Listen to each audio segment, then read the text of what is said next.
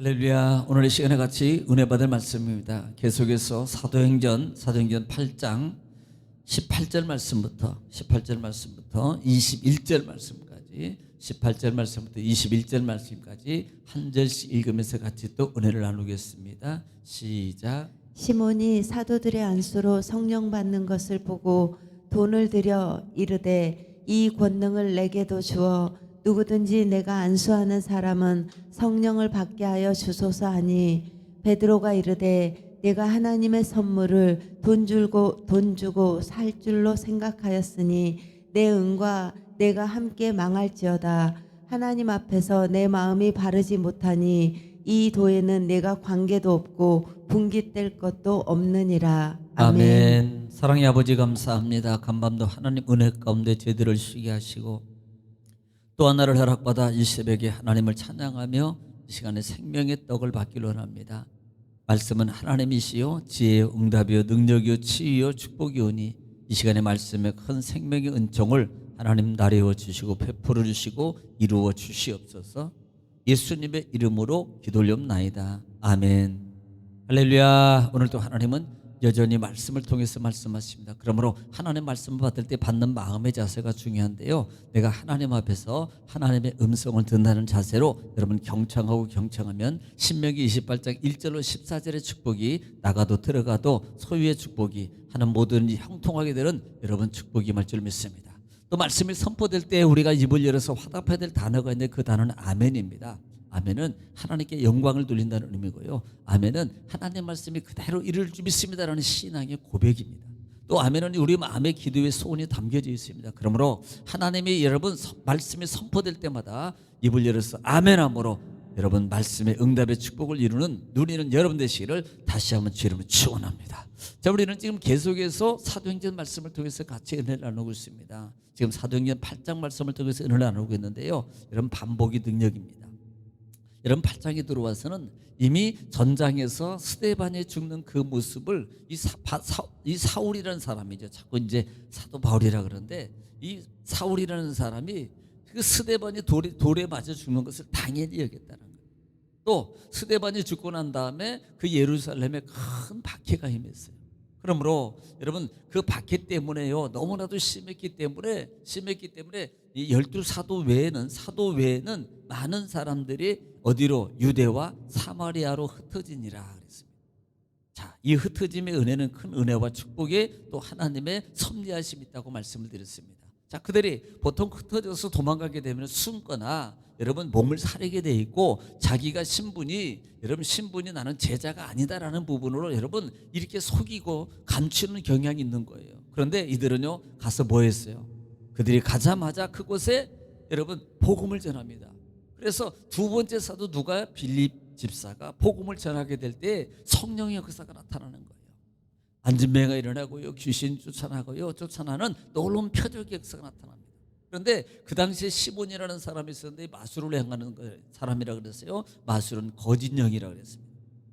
자, 그런데 이 시몬의 설교에 반해가지고요, 그가 세례받고 어떻게 해요? 예수님, 다시 말하면 시몬을 따르기 시작하고 추종하기 시작했다라고 말씀을 드렸습니다.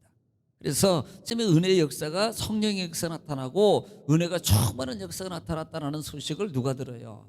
예루살렘에 있는 사도들이 들었어요.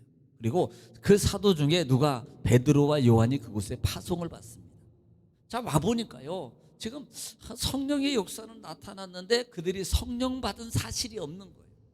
그래서 지금 이 베드로와 요한이 그들을 위해서 성령 받기를 위해서 기도했습니다. 그리고 또 하나는 안수했어요. 자, 기도하고 안수하니까 성령이 충만한 역사가, 임재 역사가 체험되게 일어나더라 이 말입니다. 자, 우리는 지난 시간에 뭐라 그랬어요? 기도하라, 구하라, 사모하랍니다. 사모함으로 기도하면 역사가 일어나는 거예요. 그러므로 여러분 날마다 사모함으로, 그냥 기도가 아닙니다, 사모함으로 기도할 때 성령의 충만한 능력의 역사가 일어나게 된다라고 말씀을 드렸습니다. 자, 오늘은 18절 말씀부터 자, 이렇게 이제 말씀을 보면서 같이 또 은혜를 나누, 18절 말씀을 보면서 같이 은혜를 나누겠습니다. 18절입니다. 시몬이 사도들의 안수로 성령 받는 것을 보고 돈을 들여.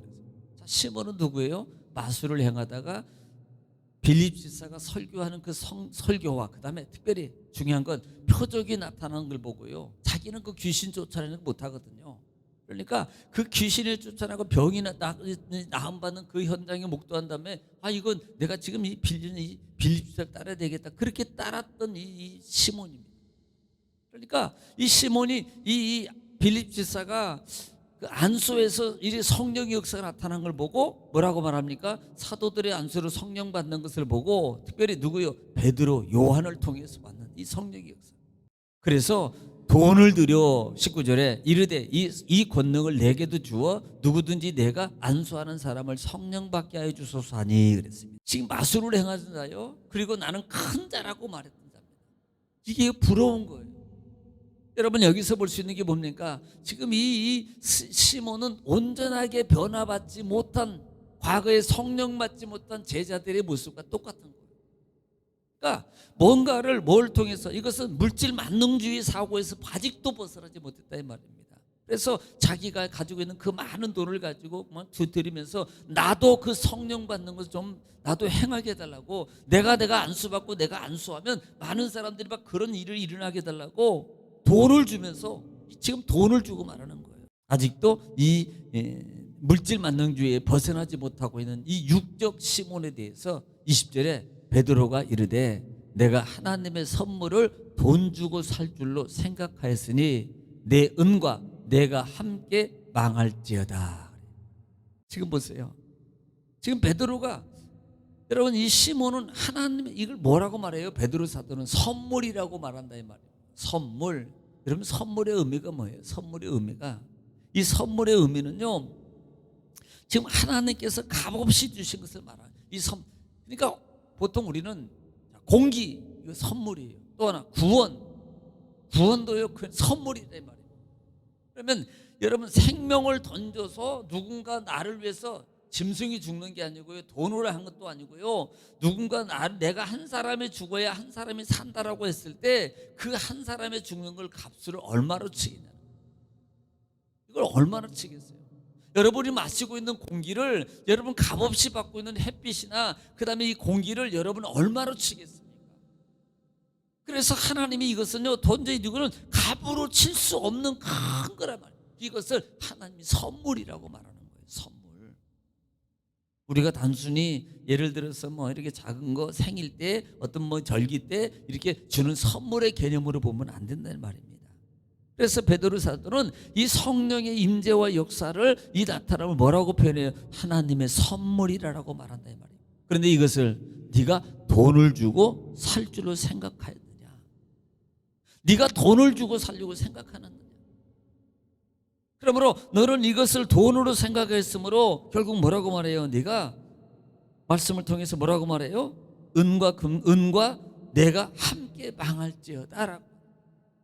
사실 보통 사도행전 3장, 보통 우리가 6장 부분에서 이는 이미 이 베드로 사도는 뭘 체험했어요? 성령의 은혜를 체험했습니다. 그리고 그 성령의 은혜에 대해서 그 환자에게 뭐라고 표현해요? 한번 좀 들어보시기 바랍니다. 6절입니다. 시작. 베드로가 이르되 은과 금은 내게 없거니와 내게 있는 이것을 내게 주노니 나사렛 예수 그리스도 이름으로 일어나 걸으라 하고. 아멘. 지금 베드로는 뭐라고, 안진뱅이는 돈 달라는 거예요. 그런데 베드로는요, 나는 은과 금 없어. 내게 있는 것으로 내게 있는 게 뭐예요? 하나님의 선물의 성령의 은혜잖아요. 약속하신 성령, 그 성령의 선물을 있는 것으로 내게 주노니. 그런데 이 시몬은 지금요, 이 일을 돈으로 표현해요. 여러분, 돈으로 병을 고침받고 돈으로 여러분 귀신을 쫓아나가고, 여러분 이렇게 생각하면 안 됩니다. 그러니까 자칫 잘못하면 이게 무당으로 되는 거예요. 무당으로, 무속적 신령으로. 야, 내가 뭐 감사한금을 얼마 드리고 그다음에 뭐 이렇게 헌금을 드리고 나 기도를 받아서 병을 고침받아야지, 이런 사고로 드리면 안 되는 거예요. 네.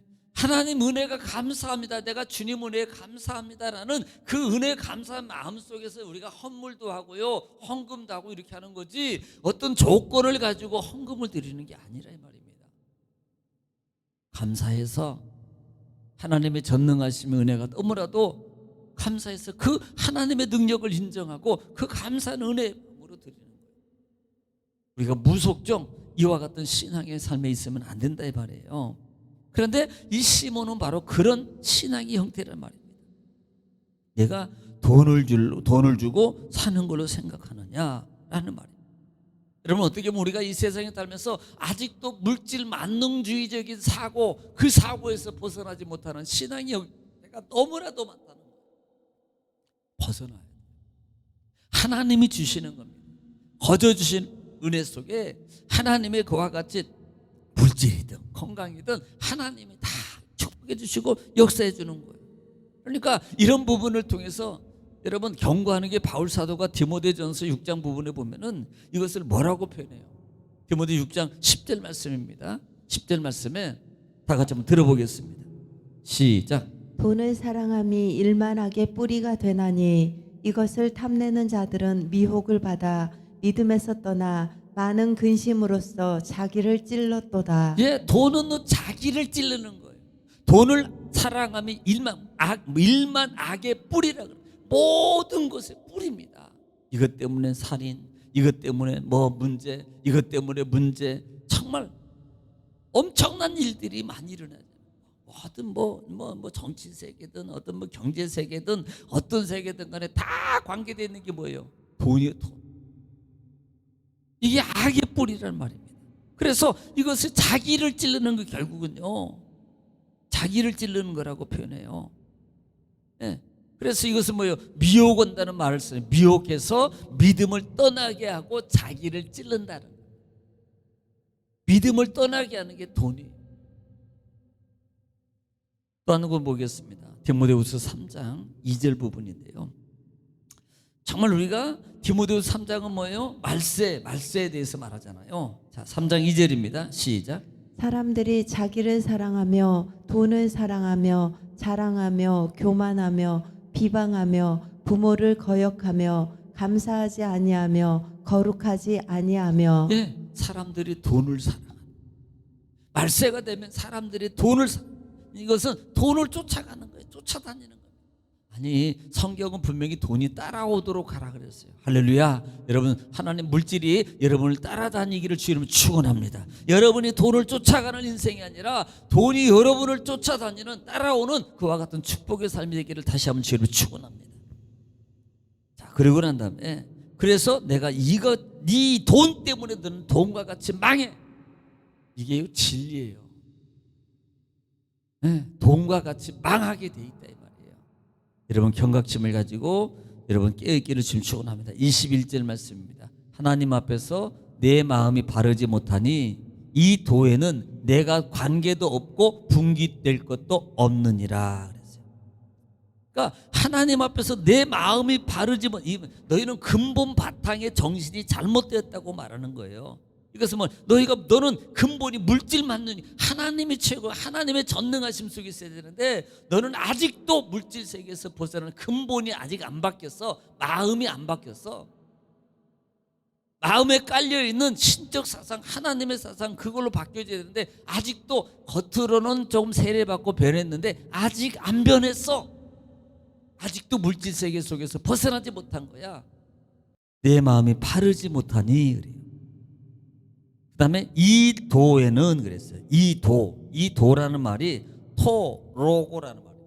토로고라는 원어예요. 그러니까 이 말씀이라는 말이죠. 이 말씀. 그래서 이 말씀에는 내가 관계도 분깃될 것도 없느니라. 이게요, 참 이게 여러 가지 말씀을 해요. 그러니까 하나님의 너는 약속을 받지 못하는 자가 될 것이다. 심지어는 어떤 학자들은 이것을 통해서 시몬을 출교시켰다라는 말도 의미를 표현을 해요. 그런데 그건 아닌 것 같고요. 정말 너는 하나님의 약속을 받지 못하게 될 것이야.